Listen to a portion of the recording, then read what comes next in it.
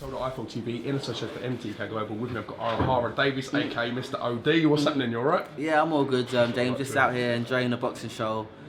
It was a great fight that I saw tonight. Linares, Anthony Corella. Lawrence Okoli, you can't forget his fight, even though it was shown after the main event. Brutal first round KO. Amazing. Like, literally about 4 seconds in. I went into the locker room and I'm like, he's from Hackney and I'm from Hackney. And even though me and Lawrence are friends, like, it's a competition. Every time me and him was on a running track, it was a competition. He knocked out his guy in about 20 seconds. I said, cool, my next fight, 10 seconds. Let's talk potentially about what's been going on with yourself. You've been causing mayhem over the last sort of 8 to 12 months. Your name's really become associated with causing carnage. You've backed that up in the ring thus far. I mean, some big results for yourself. Are you looking now to step up again in opposition and make some more statements, cause some more mischief? To be honest, I'm not really thinking about opposition. That's all Eddie's job, Tony's job, Charlie's job. I don't really care who I fight because I believe that whoever they put me in there with, I'm going to win. So I'm just like, just make sure I'm getting paid more. You know, I'm getting paid good, but I'm just like, just make sure I'm getting paid more. And that's all I worry about. Whatever you got to sort out, opponents, titles, location, that's up to them. I don't really care. Josh Taylor fought yesterday in Edinburgh. They're building him up in his hometown of Edinburgh now. He said good result for him yesterday. Did you happen to see the fight? No, when he fought, I was in a restaurant eating steak and chips. I was keeping up with it on my Twitter. People saying that he weren't looking that good, and then bang, he got a good knockout. Any interest from your point of view on that fight? Do you think it's a fight that can sell? Yeah, that's a fight that can sell. And if it's a fight that can sell, it's a fight that will happen. The only fight that will happen with me now are the fights that can sell. Because this is a business. Boxing is a business, and if it makes money, it makes sense. We had Tyrone on the channel quite recently. He said he was frustrated that you didn't fight him when you was mandatory. He was a bit. He was like, "Why make yourself mandatory?" I tell you why. I tell you why. Explain that to me. I tell you why. What are you saying? Junk, piece of junk. Because they wanted to make me mandatory. So they went through the boxing board. How long ago was it? Probably a year ago. They applied for it. Okay. So if boxing board choose to wait a whole year, and then choose to make me the mandatory after I've got my WBC silver, that ranks me above the British and every governing body, that's up to them. That's not my fault. So I beat Scarpa for the WBC silver. I'm ranked above Nurse instantly in every governing body and everywhere, on BoxTrek and everywhere. So then me and Dave Matthews now getting into our beef on Twitter, and then we're looking at making that fight happen now. So Eddie Hearn and my manager Charlie, they're talking about fight purses and all that, and then bang, I get made mandatory for Nurse. I phone up Charlie, I'm like, yo, I'm the mandatory for Nurse. Like, what are we gonna do about this? So I'm like, let's wait for the purse bid, see how much I'm getting paid. Like I said, it's a business. I'm like, let's see how much I'm getting paid. He's like, yeah, let's wait. Next thing, Eddie offered really good money for the Matthews fight, which I knew that I wasn't gonna get if I fought Nurse. So I'm like, it wasn't who I wanted to fight, it was the money that I want.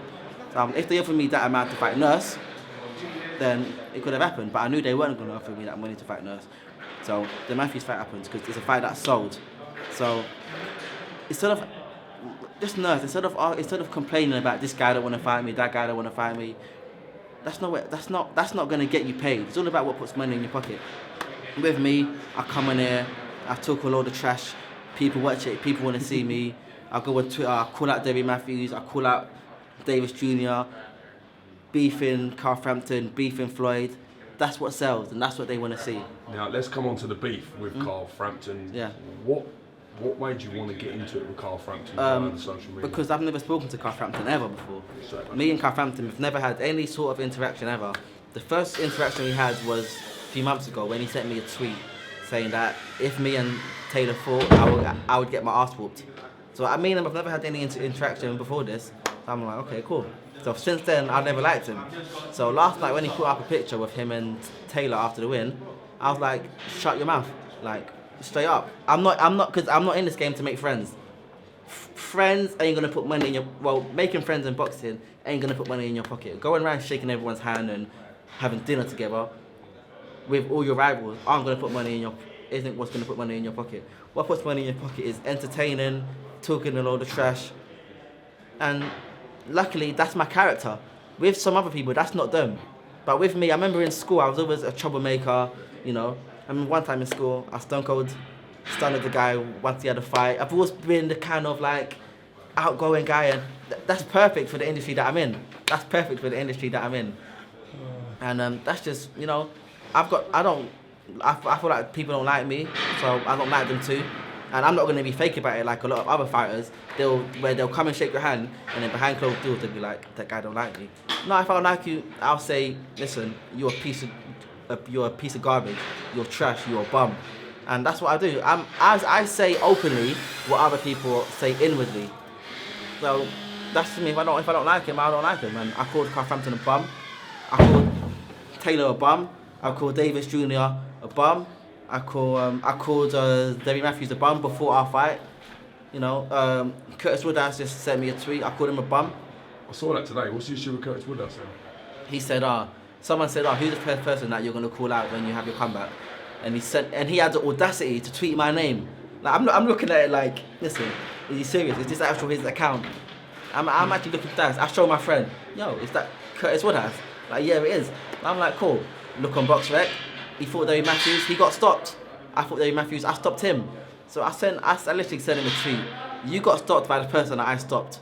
So I'm not fighting you, you bum. Go away.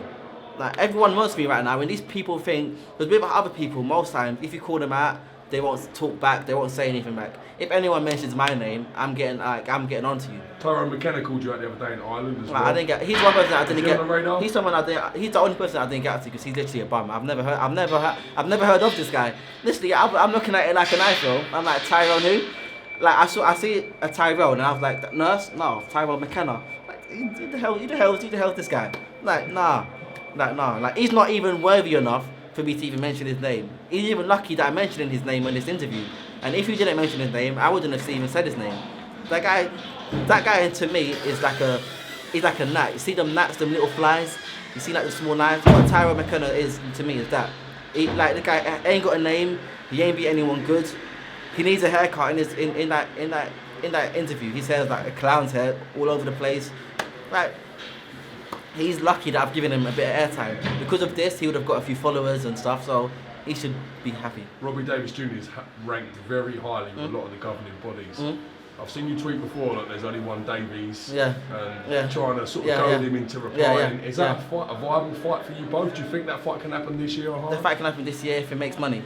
If an lady sits me down and say, OD, I'm paying you this amount for the fight, I'm like, cool. Regardless, with the belts are just belts. Belts aren't going to put food on my place. I don't really care about no belts. Just, if that fight will sell, we can make that fight. That fight can happen next if that fight sells. Because Robbie Davies Jr., he's just easy work. He's someone you call easy work. Like, honestly speaking, someone like Taylor won't be easy work. Taylor's good. Even though I call him a bum and that, I know he's a good fighter. I know that would be a tough fight. But I don't like him, so that's why I call him a bum. But with Robbie Davies Jr., in my eyes, he's actually a bum. He is actually a bum. And he's actually a bum. But if that fight will sell, but I don't think that fight will sell because no one really knows who he is. People in the boxing industry know who he is, but no one really knows who he is. Like Robbie Davies who? Robbie Davies Jr. People don't know who he is. So, but if Eddie wants to pay me good for that fight, the fight can happen. On that note, I think you've dropped enough cluster bombs on your division rivals for one day, OD. Appreciate you giving me some of your time today. It's always a great pleasure, mate. And I look forward to catching you again. By the way, I haven't said to you yet. Sorry, just to add this in. Yeah, I'm really gutted today. I woke up, I cracked my phone screen, and then my car engine popped on me. So I drove all the way up to Manchester, and my car engine went on me. I got it scrapped for £100. I got for the car. Literally £100, and you scrapped your car for £100. I scrapped my car for £100 because the engine went on me, and I've got no way to get back home. Basically, this is real. Yeah, I'm in Manchester, and I'm kind of stuck here. I'm stuck here. So I just wanted to let everyone know that not every day in the life of OHARA Davies is a good, eventful day. Most days are good, but today I've cracked my phone screen, I've lost a car, and I'll live to drive another day. If anyone can coincidentally drive OHARA Davies back to Hackney in the morning, message I know Coley's here. He lives in Hackney. Yeah. Let's put 2 and 2 together on this situation. Let me ask him. Yeah, there we go. I'm here to help. OHARA Davies, thank you very much. Thank you.